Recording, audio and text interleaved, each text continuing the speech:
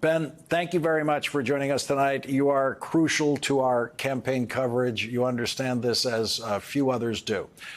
So there's the president today delivering in Wisconsin what he promised to do.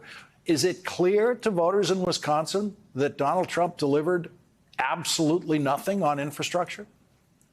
It is absolutely crystal clear. And it's great to be with you tonight, Lawrence, to mark the moment that it became unmistakable that after 4 years of Donald Trump turning Infrastructure Week into a punchline, Joe Biden came along and created an infrastructure decade. When Tony Evers, our governor, was running for governor, you had to drive over what people called Scott holes, because Scott Walker had completely ignored the roads years after year after year and refused infrastructure money from President Obama.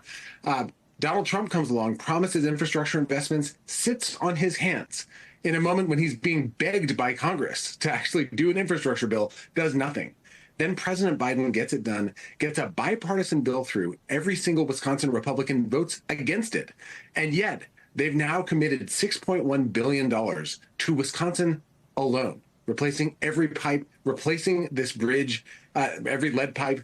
These are changes that will affect people's day-to-day lives. And if you've ever had to sit forever trying to get through a bridge where lanes are being closed for repairs, where the limit on the number of cars that can go across and the load from trucks has gotten so low that it slows down everything and it's driven you nuts, you know how much of a difference this bridge replacement is going to make.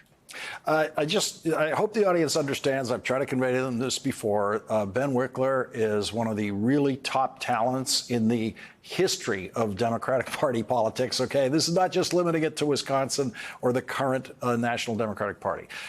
You're in this crucial state because you chose to go home to your state to do this work, knowing that it was an important electoral college state. How is Joe Biden's 20,000 vote margin looking in your state of 6 million people? Well, Wisconsin is the home of the nail biter. 4 of the last 6 presidential elections here have come down to less than 1 percentage point.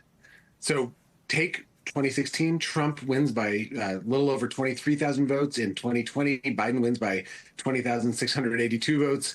Now, if you look at multiple polls, Biden is tied or up 2 points. 2 points is a Wisconsin landslide. But what all that means is that every single voter in the Badger State, like in the other really close battleground states, they have the power to determine the fate of American democracy. Today, when President Biden was talking about replacing the Blatnick Bridge, talking about these billions of dollars of investments, what were Wisconsin Republicans doing? Passing an abortion ban in the state legislature.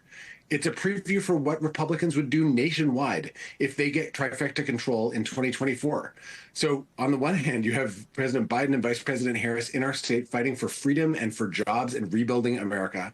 And on the other side, you have Republicans trying to get into people's most personal decisions and override their own power to make their own decisions about their own bodies. That is a crystal clear contrast. And that's the kind of contrast that leads to big Democratic victories, like the governor's 3.4 percentage point win, which is big for Wisconsin, and the Supreme Court victory last year by 11 percentage points in a state where things normally come down to a fraction of 1%. That's what happens when there's a choice between freedom and middle-class prosperity or authoritarianism and control and domination by the far right. Ben Wickler, thank you for joining us for what is your first appearance on The Last Word during this campaign year. We're going to need to hear from you an awful lot more. Thank you so much, Lawrence. Thank you.